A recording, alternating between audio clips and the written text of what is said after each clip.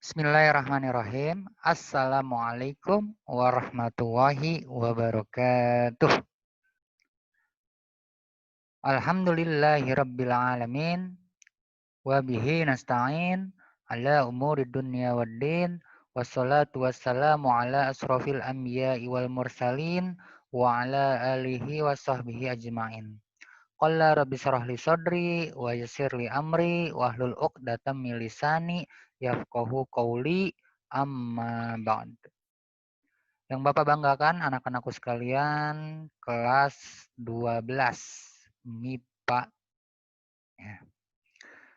Yang mudah-mudahan selalu dirahmati dan selalu diberi perlindungan oleh Allah Subhanahu wa taala.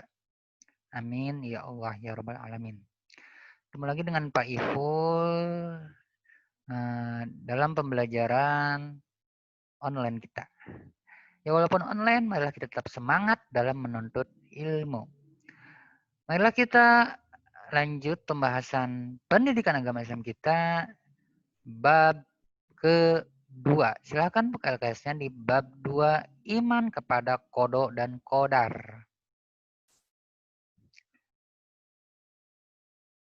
Oke.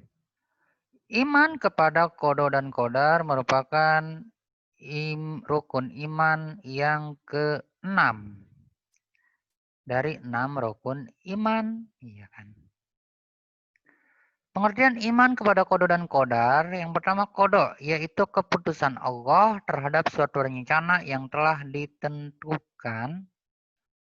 Keputusan atau rencana yang telah diperbuat, ya. Atau keputusan atau rencana yang telah diperbuat. Oleh siapa? Ya oleh Allah. Qadar disebut juga takdir, artinya rencana yang telah ditentukan Allah sejak zaman ajali atau sebelum menjadi sesuatu. Iman kepada qada dan qadar berarti percaya serta meyakini sepenuh hati bahwa Allah Subhanahu wa taala memiliki kehendak, ketetapan, keputusan atas semua makhluknya. Makhluknya ya, manusia, jin, malaikat. Semuanya yang ada di alam semesta ini. Itu semua sudah diberi ketetapan oleh Allah. Meski memiliki hubungan yang erat serta sama-sama mempengaruhi proses kehidupan manusia, qada dan qadar arti serta pengertiannya berbeda ya seperti tadi. Iman pada qada dan qadar adalah rukun iman yang ke-6, maka mereka yang tidak percaya dengan perkara ini adalah kufur. Ya. Ingkar kepada al-qadar bermakna ingkar kepada kudrat Allah Subhanahu wa taala. Jenis-jenis takdir menurut waktu. Yang pertama, takdir am. Sebelum ciptaan alam, itulah yang dijelaskan terdahulu yang tertulis dalam Lauh Al-Mahfuz. Takdir ini tidak berubah, bahkan Lauh Al-Mahfuz adalah Ummul Kitab. Ya, ini Lauh Mahfuz ini adalah makhluk Allah yang pertama kali diciptakan. Dan semua ketetapan Allah terhadap kita dan alam semesta itu tertulis di situ dalam Ummul Kitab di Lauhul Mahfuz. Yang kedua, takdir rezeki, ajal, dan amalan manusia sebelum diciptakan mereka. Ya, sebelum diciptakan mereka. Maksudnya adalah sebelum Allah menciptakan kita manusia, terlebih dahulu Allah itu sudah menentukan rezeki kita seperti apa, ajal kita kapan, ya. Amalan manusianya amalan kita ini akan seperti apa? Apakah nanti kita senang, sedih, bahagia, sengsara, dan lain sebagainya. Itu sudah ditetapkan oleh Allah. Yang ketiga, takdir seperti yang di atas, yang tadi tuh, ya, yang rezeki, ajal, ya, jodoh gitu, maut, ya jodoh. Namun setelah menjadi janin dan ditiupkan roh. Nah, jadi gini, kalau yang tadi itu sebelum kita diciptakan. Tapi kalau ini setelah kita diciptakan dalam kandungan ibu kita, itu ditentukan 3. Rezeki, jodoh, dan maut. Ya kan? Itu pada saat bulan keempat ibu kita saat mengandung kita hamil itu ditiup tuh ruh kita. Nah, bersamaan dengan itu, nah takdir itu ditetapkan. Bagaimana rezeki kita, seperti apa nanti jodoh kita, bagaimana kita bahagiakah, senangkah, sedihkah, sengsarakah, bagaimanakah, ya itu sudah ditetapkan oleh Allah. Ya. Keempat, takdir tahunan yang ditentukan pada malam Lailatul Qadar. Nah, jadi takdir tahun ini adalah ditentukan setahun. Nah, ditentukan pada malam Lailatul Qadar. Ya. Nah, sejak malam Lailatul Qadar sampai ke Lailatul Qadar setelah apa namanya? Selanjutnya itu ditentukan takdir kita setahun itu seperti apa. Kelima, takdir harian. Nah, takdir harian ini adalah takdir kita sehari-hari di sini. Ya. Apakah hari ini kita dapat rezeki? Apakah hari ini kita apa namanya? Menikah? Apakah hari ini kita punya anak? Apakah hari ini kita meninggal? Apakah hari ini kita, nah itu sudah ditentukan oleh Allah. Semuanya ketentuannya itu sudah ditentukan. Nah, jenis takdir, kalau tadi menurut waktu, sekarang menurut pelaksanaan. Ada 2 ya yang sudah banyak kita ketahui juga ini. Takdir mubrom ialah ketentuan Allah yang tidak dapat diubah oleh usaha manusia. Ingat nih, takdir mubrom. Walaupun kita berbuat apapun, kata Allah, itu ya itu. Contohnya apa? Kelahiran atau kematian, atau ajal, kejadian siang dan malam. Misalkan,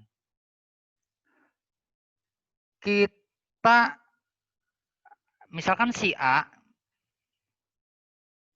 meninggal hari Selasa jam 1. Si A ini maupun keluarganya tidak akan bisa memajukan atau memundurkan waktu si A itu meninggal. Walaupun bahasanya dia ngumpet di lubang semut, malaikat Israel akan datang untuk mencabut nyawanya. Tuh, ya. Itu. Terus, takdir mubrom adalah ketika kita dilahirkan.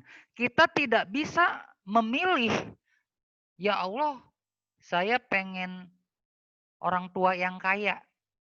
Ya Allah, saya pengen orang tua yang banyak duitnya, yang punya jabatan. Ya Allah, saya nggak mau punya orang tua yang miskin. Itu nggak bisa seperti itu. Ya, karena itu sudah ditakdirkan oleh Allah sejak zaman ajali. Ya, kita mau pakai usaha, kita nggak bisa. Kita nggak bisa bahasanya kayak tadi gitu contohnya. Kita tuh nggak bisa memilih orang tua. Kita dilahirkan daripada orang tua siapa gitu ya. Nggak bisa. Ya kali gitu udah di kandungan pengen pindah ke kandungan yang lain nggak bisa gitu ya. Gitu ya, Allah alam gitu ya. Heeh. Itu nggak bisa. Ya, laki-laki perempuan itu udah takdirmu, Bro. Ya. Walaupun ya maaf sekarang ini banyak orang yang apa ya bahasanya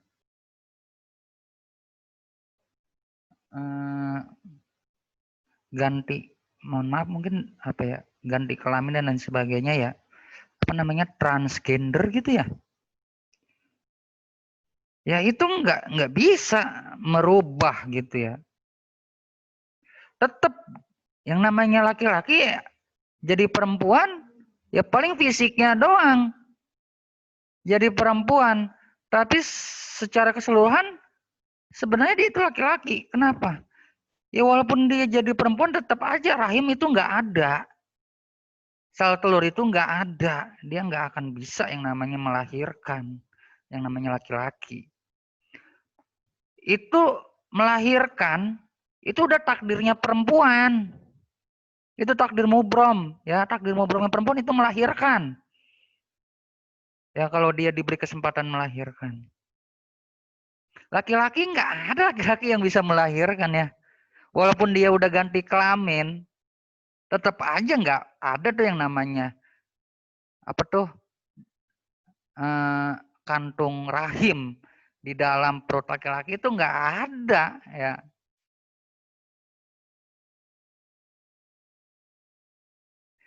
Ya jadi gitu. Itu salah satu contohnya. Terus takdir mu'allaq, ketentuan Allah yang sesuai dengan usaha manusia. Nah, ini baru takdir yang ini bisa kita usahakan. Rezeki ya. Ada orang miskin jadi kaya. Karena apa? Usaha. Nah, jadi yang namanya kaya, yang namanya miskin, itu takdir Allah yang sebenarnya bisa dirubah. Jangan istilahnya pasrah dengan takdir. Udahlah, gue mah emang orang keturunan miskin. Ya, jangan begitu. Ingat, omongan adalah doa. Nggak boleh. Tetap usaha. Pengen kaya, pengen punya uang. Ya kerja. Ya kan? Ya usaha. Usaha tidak hanya kerja di kantor. Usaha tidak hanya kerja di sana sini.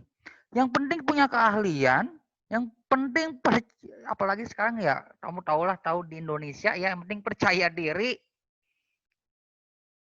Punya keahlian apa udah jadi duit.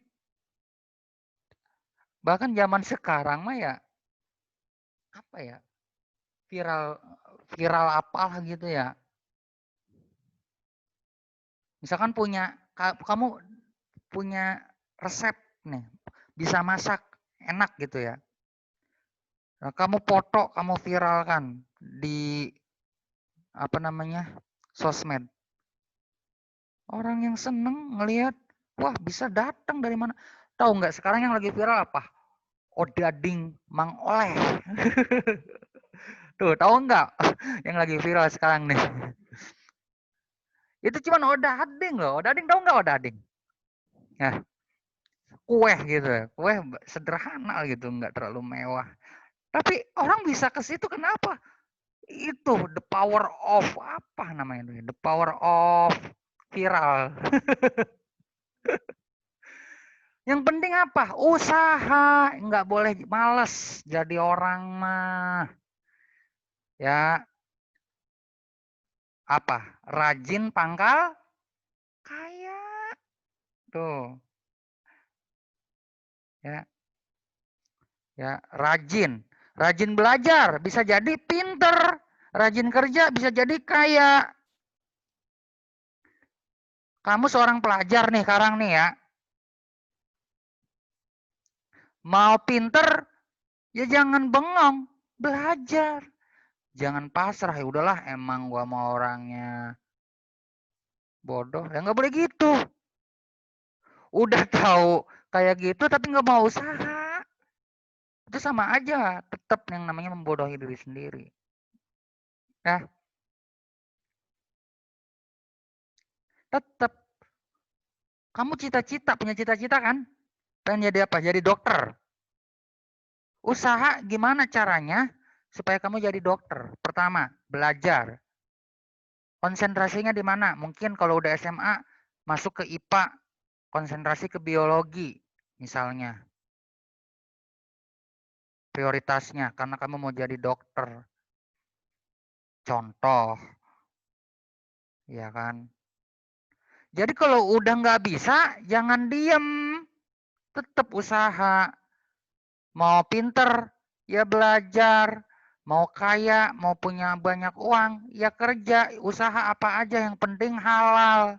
Walaupun cuman maaf ngojek, walaupun cuman kalau bisa jangan minta-minta ya. Itu sebenarnya minta-minta itu tidak diperbolehkan itu. Ya. Itu hanya untuk orang yang benar-benar tidak bisa berbuat sesuatu. Misalkan maaf dia cacat dan lain sebagainya. Tapi kalau masih muda, ya Allah ini Bapak sering lihat ya orang masih muda. Masih minta-minta. Tapi kalau ngamen masih mending, punya karya, dia nyanyi, itu usaha halal. Diperbolehkan ngamen. Karena dia misalkan maaf ijazah nggak punya, dikerja di mana-mana ditolak. Akhirnya ya udah ngamen dah. Yang penting bisa nyanyi, bisa main gitar dan lain sebagainya. Enggak apa-apa. Itu suatu karya itu bukan kemalasan. Ingat, orang yang minta-minta hanya orang yang malas, kecuali orang yang cacat. Menurut Bapak seperti itu. Jodoh. Jodoh itu memang di tangan Allah. Tapi kalau kitanya diem, maaf, Bapak ngomong gini bukannya ada bahasa pacaran ya. Tapi dalam Islam tidak ada yang namanya pacaran. Ada yang namanya itu ta'aruf.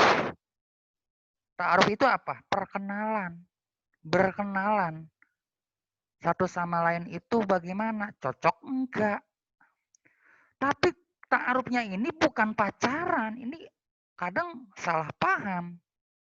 Pak ya gimana kita bisa mengenal calon istri atau calon suami kalau kita tidak pendekatan dengannya? Lah, ingat, ingat nih ya. Kalau kamu mau jodoh yang baik, jadilah diri yang baik. Kalau kamu tidak bisa memperbaiki diri, bagaimana kamu punya jodoh yang baik? Ya, ini udah jodoh mah di tangan Allah. Kita ikhtiarnya pertama apa? Jalin silaturahmi, banyakin temen, gaul, supel jadi orang. Tuh salah satu usahanya. Jangan sombong jadi orang. Maksudnya kudu banyak nanya gitu sama orang. Jangan apa ya, jangan sombong gitu ya. Gitu. Pak kalau dijodohin gimana? Ya kalau memang itu yang terbaik, udah. Ya omongi, bicarakan baik-baik sama orang tua. Kalau emang kamu mungkin kurang suka dengan perjodohan tersebut. Tapi insya Allah kalau dijodohin itu baik. Ya,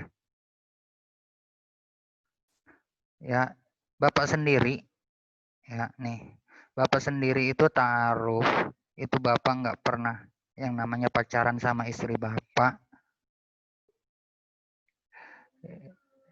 ya kan? Bapak itu sebelum nikah itu sampai nikah ya, sampai nikah itu cuman ketemu 4 kali dan itu pun nggak yang namanya ngobrol. Bahkan mungkin kalau kalian mau tahu pada saat ngelamar, ya Bapak di mana dia di mana gitu agak jauh. Maksudnya duduknya gitu ya. Bapak di sebelah sini dia agak sana. Itu nggak ngobrol satu patah kata pun. Cuman ya Bapak sama keluarga Bapak yang menyampaikan maksud, ya udah. Kalau emang udah merasa cocok, ya udah alhamdulillah. Sampai sekarang walaupun Bapak ya bisa dibilang belum pernah kenal dulu gitu ya. Belum pernah pacaran, tapi Bapak alhamdulillah gitu ya. berkenalan dengan istri Bapak dulu ya melalui medsos, melalui program ta'aruf. Alhamdulillah lanjut, alhamdulillah berlanjut ke pernikahan, punya anak sekarang. Tuh, ya enggak? Nih untuk yang cewek, kalau ada laki-laki yang melamar, selama laki-laki itu memang baik, dah insya Allah itu yang memang yang baik, terima. Tolaklah lamaran tersebut kalau memang laki-laki itu keluar dari akidah, maksudnya tidak mengerti agama, baru boleh ditolak. Tapi kalau cuma ditolak hanya karena maaf, ya ini cuma sebagai ini aja, dia agamanya baik, tapi ditolak cuma karena harta, cuma karena ketampanan, salah. Karena apa?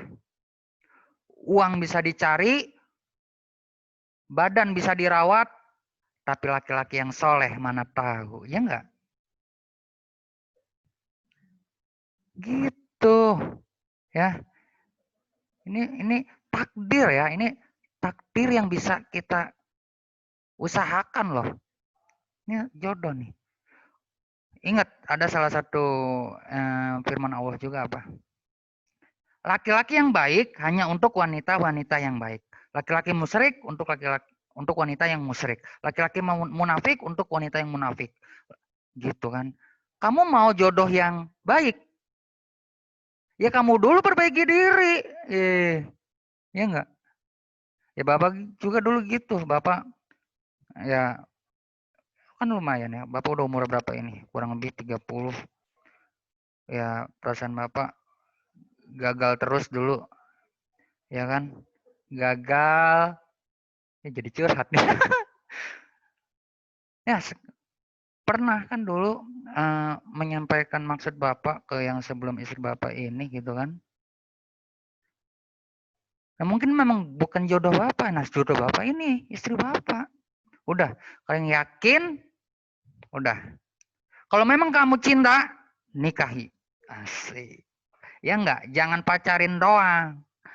Ya, nikahi. Ingat, nikah adalah bukti cinta sejati, bukti cinta yang sesungguhnya. Tapi nanti kalau udah lulus, jangan sekarang, ya. Oke? Ya, yang lainnya, kejayaan, kebahagiaan, kesenangan, penyakit, kegagalan, kesusahan, itu semua bisa diusahakan ya. Bahkan dengan amal sedekah, insya Allah nih, dengan kita banyak beramal, bersedekah, kita nih kecelakaan.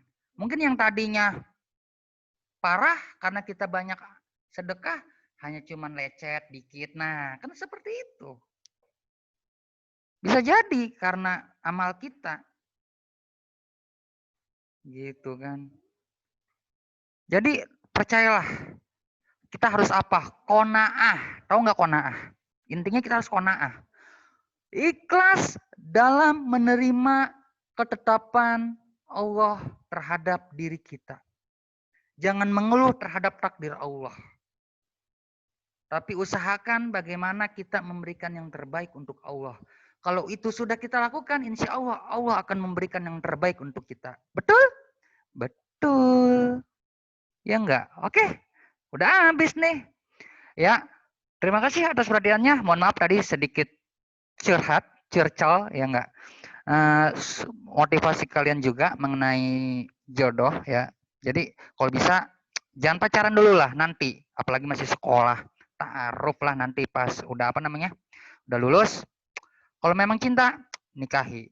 Udah punya pekerjaan, udah merasa mencukupi untuk istri dan lain sebagainya, ya udah nikahi. Tapi nanti kalau udah lulus, oke? Itu sekedar ini aja sedikit curcol ya. Mohon maaf kurang lebihnya nih sampai curcol seperti ini. Oke, terima kasih atas perhatiannya. Wassalamualaikum warahmatullahi wabarakatuh.